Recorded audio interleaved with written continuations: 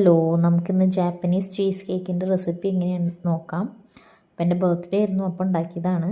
3/4 cup cream cheese എടുത്തിട്ടുണ്ട്. അതിലേക്ക് 1.5 table spoon butter ചേർത്തിട്ട് നന്നായി മിക്സ് ചെയ്യുക. അതിനുശേഷം നല്ല ചൂടായ വെള്ളത്തിൻ്റെ മുകളിൽ വെച്ചിട്ട് അത് ഇളക്കി കൊടുക്കാം. അതിലേക്ക് 50 ml പാലിന് എന്തേ കളറെന്ന് വെച്ചാൽ അത് ഹോർലിക്സ് ചേർത്ത പാലാണ്. ആ പാലല്ല നമുക്കിതിലേക്ക് വേണ്ടത്, പക്ഷേ ഹോർലിക്സ് ചേർത്തതിന് ശേഷമാണ് വേറെ പാലില്ലെന്ന് മനസ്സിലായത്. അപ്പോൾ ആ പാൽ ഒഴിച്ചു കൊടുത്തു. നന്നായി മിക്സ് ചെയ്തെടുത്തു. പിന്നെ ഒരു ബൗളിലേക്ക് 4 മുട്ടയുടെ വെള്ള ചേർത്ത് കൊടുത്തിട്ടുണ്ട്. അതുപോലെ 4 മുട്ടയുടെ മഞ്ഞ നമ്മൾ മിക്സ് ചെയ്ത് വെച്ച മിക്സിലേക്ക് ചേർത്ത് കൊടുത്തു. അതിലേക്ക് കുറച്ച് വാനില എസൻസും ഒരു 1/4 ടീസ്പൂണൊക്കെ വാനില എസൻസും ചേർത്തിട്ട് നന്നായി മിക്സ് ചെയ്ത് കൊടുക്കുക. അതിനുശേഷം അതിലേക്ക് നമ്മൾ ഒരു 1/3 കപ്പ് മൈദ ചേർത്ത് കൊടുക്കുന്നുണ്ട്. അതും ജസ്റ്റ് ഒന്ന് ചേർത്താൽ മതി, അരിച്ച് ചേർക്കേണ്ട ആവശ്യമൊന്നുമില്ല. നമ്മൾ വേറെ ഇതിൽ ബേക്കിംഗ് പൗഡർ ബേക്കിംഗ് സോഡ ഒന്നും ചേർക്കണില്ല. അപ്പോൾ ജസ്റ്റ് ഒന്ന് ചേർത്ത് കൊടുക്കുക, അതും മിക്സ് ചെയ്തെടുക്കാം. അതിനുശേഷം നമ്മൾ മാറ്റി വെച്ച 4 മുട്ടയുടെ വെള്ള ബീറ്റ് ചെയ്തെടുക്കണം. അതിലേക്ക് 1/2 ടീസ്പൂൺ വാനില എസൻസും 1/4 ടീസ്പൂൺ വിനാഗിരിയും ചേർത്ത് കൊടുത്തിട്ടുണ്ട്. വിനാഗിരി ചേർത്ത് കൊടുക്കുന്നത് ഞാൻ എടുക്കാൻ മറന്നു കേട്ടോ, എന്നാലാണ് ആ മുട്ടയുടെ മണം ഇല്ലാതിരിക്കുള്ളൂ. അതിലേക്ക് തന്നെ 1/3 കപ്പ് ഷുഗർ ഇടയ്ക്കിടയ്ക്ക് ചേർത്ത് കൊടുത്ത് ഇതുപോലെ ബീറ്റ് ചെയ്തെടുത്തിട്ടുണ്ട്. എന്നിട്ട് നമ്മൾ മാറ്റി വെച്ച ക്രീം ചീസിൻ്റെ മിക്സിലേക്ക് ഈ മുട്ടയുടെ വെള്ളയും കൂടി ചേർത്തിട്ട് നന്നായി മിക്സ് ചെയ്തെടുക്കണം.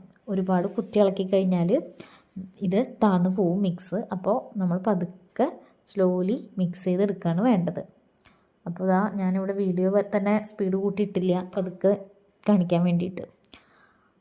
എന്നിട്ട് നമുക്കിതൊരു കേക്ക് ടിന്നിലേക്ക് ട്രാൻസ്ഫർ ചെയ്യണം. ഇവിടെ എൻ്റെ കയ്യിൽ ബട്ടർ പേപ്പർ ഇല്ലാത്തത് കൊണ്ട് ഞാൻ ഓയിൽ ഡസ്റ്റ് ചെയ്തിട്ട് ഓയിൽ ഗ്രീസ് ചെയ്തിട്ട് മൈദ ഡസ്റ്റ് ചെയ്ത കേക്ക് ടിന്നിലേക്കാണ് മാറ്റിയത്. പിന്നെ ഓവൻ സെറ്റപ്പ് പ്രീ ഹീറ്റ് ചെയ്യാൻ വെച്ചിട്ടുണ്ടായിരുന്നു. അതിൽ ഞാനൊരു ട്രേ വെള്ളം നിറച്ചിട്ട് വെച്ച് കൊടുത്തിട്ടുണ്ടായിരുന്നു. അതിലേക്കാണ് നമ്മുടെ ഈ കേക്ക് ട്രേ വെച്ച് കൊടുത്തത്. അത് 20 മിനിറ്റ് അടച്ചു വെച്ച് വേവിച്ചതിന് ശേഷം തുറന്ന് വെക്കണം, ഒരു 5 സെക്കൻഡ്. അതിന് ശേഷം വീണ്ടും അടച്ചു വെച്ച് ഒരു 30 മിനിറ്റ് ബേക്ക് ചെയ്തെടുക്കുക. അപ്പോൾ എൻ്റെ കേക്ക് ഇങ്ങനെ പൊന്തി വന്നിട്ട് അതിൻ്റെ നമ്മുടെ ഓവൻ സെറ്റപ്പിൻ്റെ മൂടിയുമ്പോൾ വന്ന് തട്ടിയിട്ടുണ്ടായിരുന്നു. അത്രയും ഹൈറ്റിൽ പൊന്തി വന്നിട്ടുണ്ടായിരുന്നു. അത് വീഡിയോ എടുക്കാൻ മറന്നുപോയി. അപ്പോൾ ഇങ്ങനെയാണ് നമ്മുടെ ഫൈനൽ കേക്ക് കിട്ടിയത്. നല്ല ടേസ്റ്റ് ഉണ്ട് കഴിക്കാനായിട്ട്.